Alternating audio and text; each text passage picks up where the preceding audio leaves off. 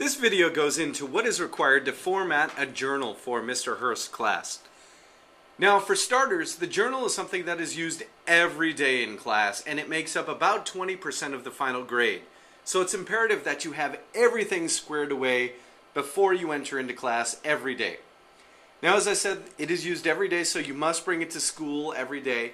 The first order of business is making sure that you've got the right journal for the right class. For this semester, purple journals like this are for my Period 1 9th grade class. Black journals like this are going to be for my Period 2 9th grade class. And green journals like this are for my Period 3 9th grade class. Next, Period 5 9th grade class has a red journal. And finally, 10th grade 6th period class needs a blue journal.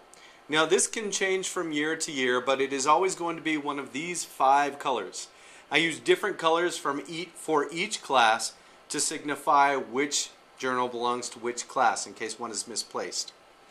So the first order of business when creating your journal is to make sure that you've got a solid title page. Now a title page does not encompass too much material, and in fact you will notice that there are only 4 things that you need on the typical title page. For starters, you need to identify what the class is. And this student has done that right here in the very center of that first page.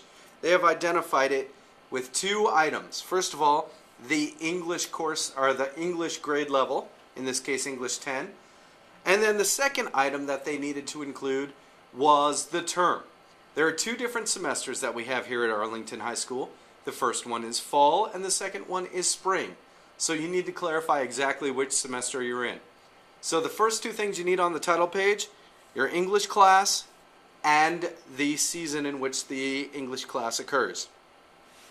The next 2 things you need are in the bottom right hand corner, and this student did it perfectly well. They have their first and last name and the period number. That's it. These 4 things are all you need on the title page. Now keep in mind the title page makes up about 10% of the final grade of the journal. I do this to try to make sure that students have easy access to as many points as they possibly can. Now again, that is your title page. That is the first component to a successful journal. Here's another example of a solid title page. This one was done a couple years ago. And again, as you can see, the students started off with the semester, the time period, fall 2009, and they did have another page that had English 9 on it, but they no longer have that one. And as you can see down in the right-hand corner, we have the name and period number right there. Now the next order of business that we need to focus on is the table of contents. The table of contents is a huge portion of your grade for the final journal. And your table of contents is going to look just like this one here. You're going to enter something on the table of contents each and every day. You have to make sure to enter something each and every day. But before you can do all that, you have to format the table of contents page. And there are 4 things that you need for the formatting. First of all, you need the title up at the top in the middle. Table of contents. You'll see on another example that I provide that they've abbreviated it. That's perfectly fine. Then on the left side of the left-hand margin, you need to put the number sign.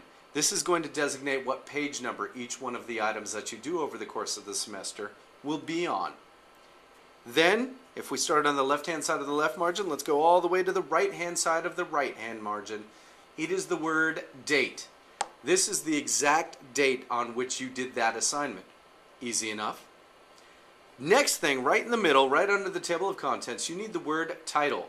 This is the title of the individual page that you are completing.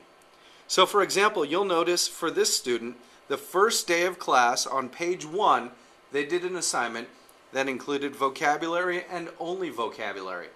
This took place on February 1st, 2010. Now you'll notice the designation here, Vocab 1A. The reason this is Vocab 1A and not Vocab 1 is because you receive words on 3 different days, Monday, Tuesday, and Wednesday. Typically Monday's words are going to be A, Tuesday's words are going to be B, and Wednesday's words are going to be C. So on the next day, you will notice that this individual had not only just a vocab assignment, but they also had a journal writing assignment as well. And on this particular day, they titled it Journal 1/Vocab 1B. We'll go into some of those entries a little later. Let me first give you an example of what another student has done for their table of contents. You'll notice that this student did it strikingly similar to the first student, in that they have the exact notification on their table of contents. They've got the title, they've got the date, and they've got the number sign on there, as well as an individual classification for each and every one of the items that they've done over the course year. This next student, however, did it just a little differently. Just a little bit, but it still works. They still have the number sign, the date, and the title, and each one of their assignments are done as on the other table of contents. The only difference is here they abbreviated table of contents to be TOC. That is perfectly okay. So at this point, you have seen the title page and you've seen the table of contents.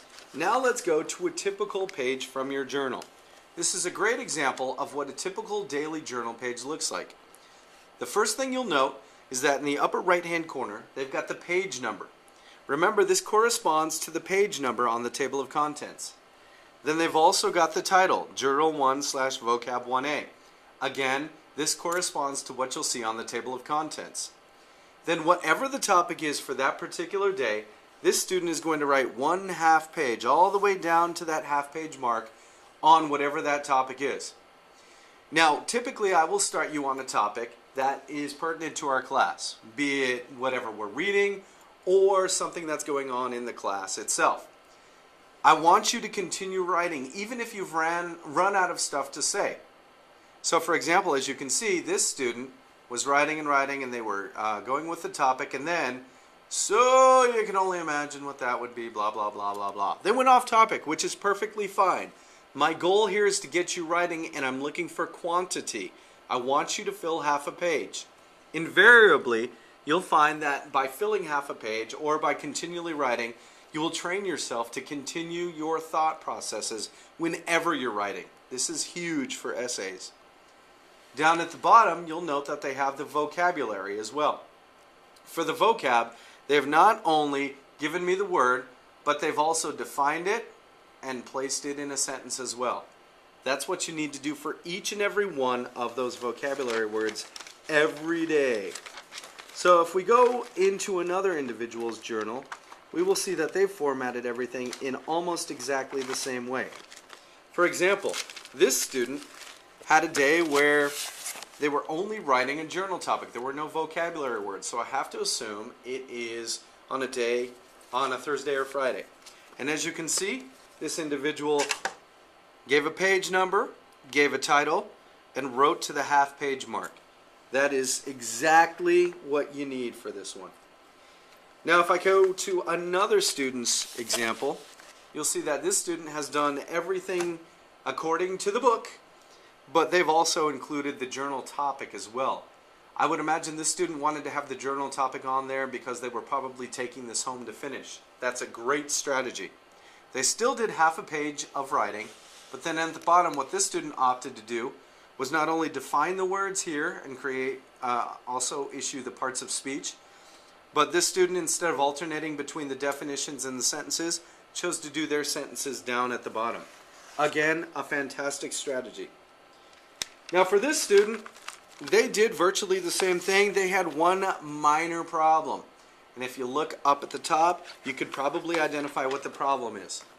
This student does have the title and they do have the page number, but this student did the page number in the upper left-hand corner. Now granted, this is not something that's going to completely destroy their grade, but it is enough to make me take a second look. This student also did well down at the bottom in terms of defining their vocabulary words, but you will notice this student also had another problem here. They created a sentence for the second word, but they did not create one for the first word. If I were to grade this page, they would not receive a perfect mark, even though they've done an awful lot of work. They're missing the sentence for the vocabulary. That is a vital component to getting these things done. So, gentlemen and ladies, that is the journal. Please feel free to visit Misterhurst.com if you have any questions about any of the journals. All of those journal entries are posted right there under the lesson plans.